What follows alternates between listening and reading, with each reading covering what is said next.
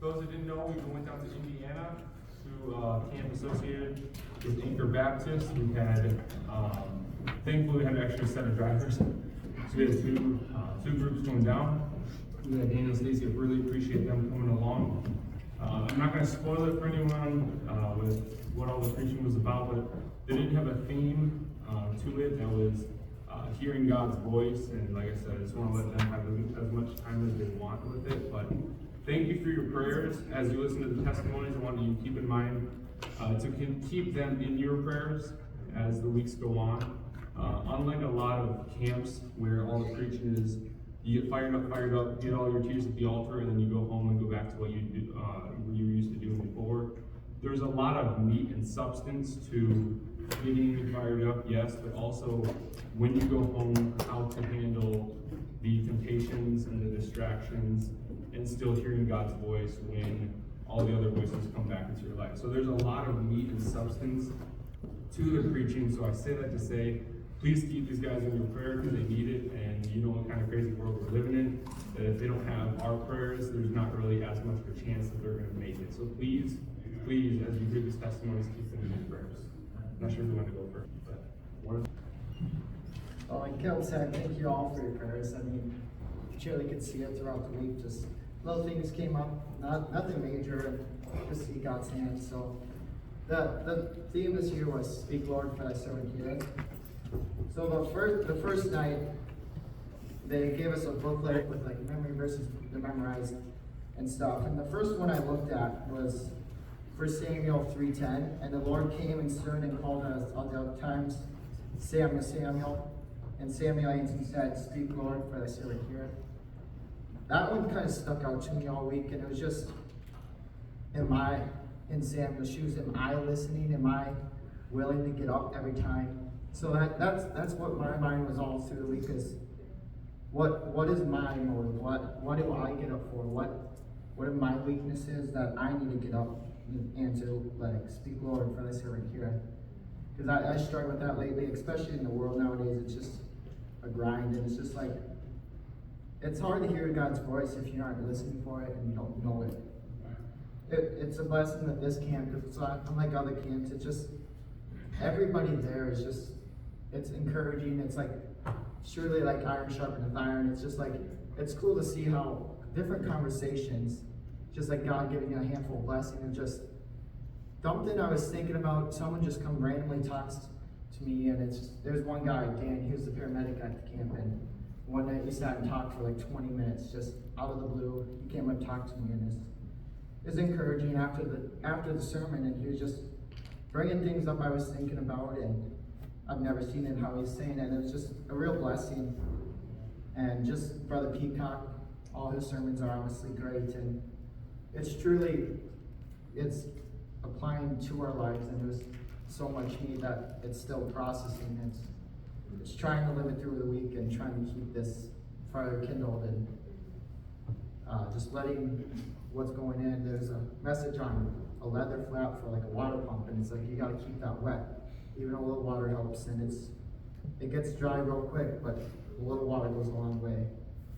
So that, and then one of the last verses that stuck out to me the week was, it was how about the Lord is saying, "Peter, Peter, do you love me?" So it spoke to me as, "Jay, do you love me?" I was thinking about that, and it was just cool to see God's hand through the week, all the different stuff that came up, and the friends I got to reconnect with and make, and different conversations. It's truly a blessing to go a camp with a week with kids, with friends from church, and see them grow and see them get kindled with fire and just feed off it. It's a real blessing. So thank you all. Thank you, Caleb, Daniel, Anna, Stacy, for taking us. There's a lot to put up with. Car rides that aren't mentionable, and yeah, so thank you all. Thank you, Pastor, for having a church to come to week after week, and just endless amount of food. It's like a buffet, and I definitely take it for granted and everything. So thank you all. Thank you again for everything praise, and thank you my parents for letting me go.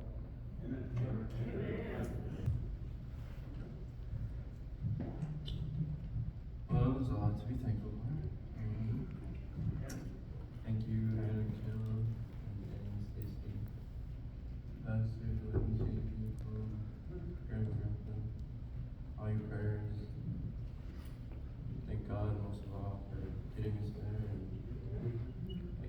freedom to do that in this country.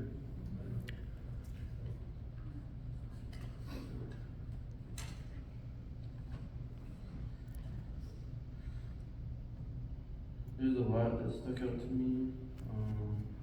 One of the main ones was like trying to discern which voice is God's and listening to God's voice. And responding to the Lord. If He calls me to do something, like, will I be ready? Will I be prepared?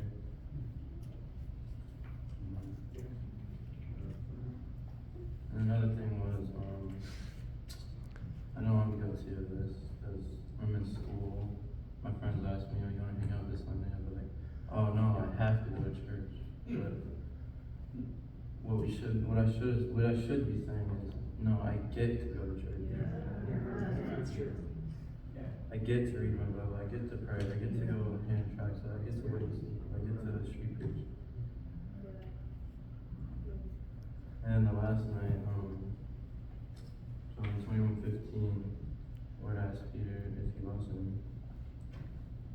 And that night, Lord asked me if I love him. And it's sad because he's done so much for me. And that means I'm not showing him. So I decided that I'm going to try to change and show it more. Do more for him. Doing small things. It doesn't have to be something big. It could be just giving a tract to somebody. And I don't have to be called to preach or do this or that. Just do more for him. That's pretty much it. That's what I got out of it. Hello. I would like to thank everybody for praying. Thanks to Kelly and Scott and Stacy. Don't forget your Stacy. They're putting up with us. Culver's, McDonald's, car, camp, cabins, everything. I guess we're a lot, but thank you for Pastor for letting us do all this stuff. And it's really cool to go up to people and be like, they ask, "Oh, what church are you from?" I'm like, "Oh, I'm from Minnesota. I'm from California. He's my pastor." And they're like, "Hey, that's pretty cool. Like, you're a great teacher." And I'm like, "Yeah, we do." One of my favorite parts of camp is I have a lot of friends there that are just as crazy as me, and we only get to see each other for a week every year. But it's kind of like we go back on, like we go there Monday, and it's like we haven't there hasn't been a year in between. Like we just talk to each other like nothing's happened, and we tell each other all the stuff we've gone through. If it's just school, funny stories from school, or like stuff we talked about, how we're trying to improve spiritually. And it's nice to know there's a lot of teenagers that are my age and struggle with the same things I do. And we can go to camp and listen to all this preaching about listening to God's voice. And the preaching is so good there. On Wednesday night, Pastor Peacock preached on the leather flap that Jim was talking about being dehydrated, and how the water pumps is a little leather flap, that keeps you have to keep it wet, and that helps the water stay the water pressure stay up.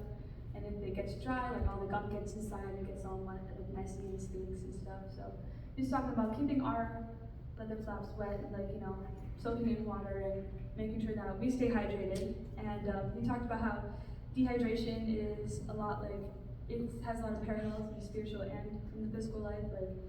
You don't realize how thirsty you are. And I guess that was true for me. I didn't realize how thirsty I was for the word. And another symptom, I guess, is you get disoriented and you lose your memory. And I realized I forgot how much God had done for me. And the last night, on Friday night, Pastor Peacock preached on how God's done so much for us.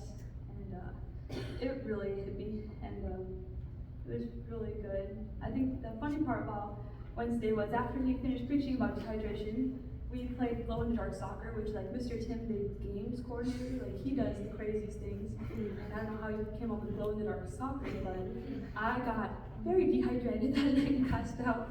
Like, the nursing came up to me and was like, "Are you crazy? You are a spiritual sinner. You know that?"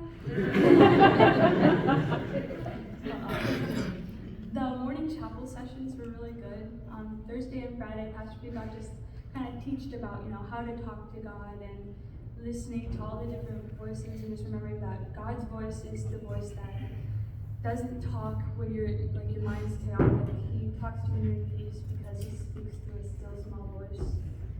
And that really stuck out to me. And they had a lot of different preachers come preach to. One of them was Pastor Reagan. I'm friends with a lot of his daughters, and one thing that he said that every single pastor had reiterated, he reiterated, was that you have to strive in your spiritual life for accuracy and not speed, which is something that I feel like for me is, okay, you're praying for 15 minutes, you're reading 5 or 7 chapters of the Bible. It's not quality, it's more quantity. And I've been told that it's always your quality, not the quantity. You can read 2 verses and get stuff out of it, but you have to live in that and draw on that. But I guess for the last couple months I've been doing more of just reading just because I have to, and I realize that I get to. It's the blessing that God's given me that I get to pray and I get to read my Bible.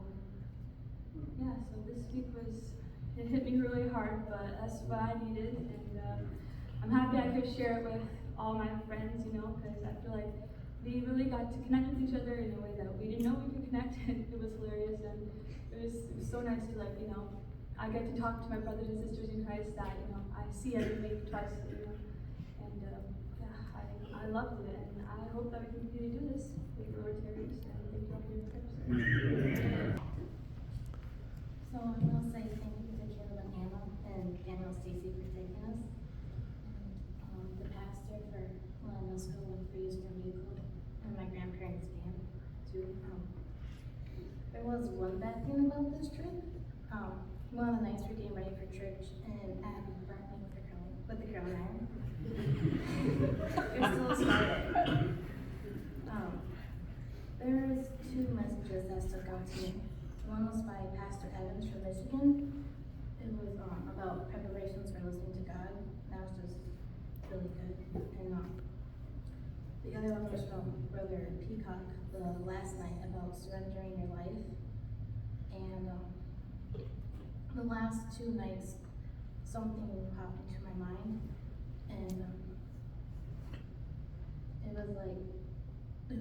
it's something about using my musical talent for missionaries on the field. So I'm still trying, I'm praying about it and seeing if that's what the Lord wants me to do.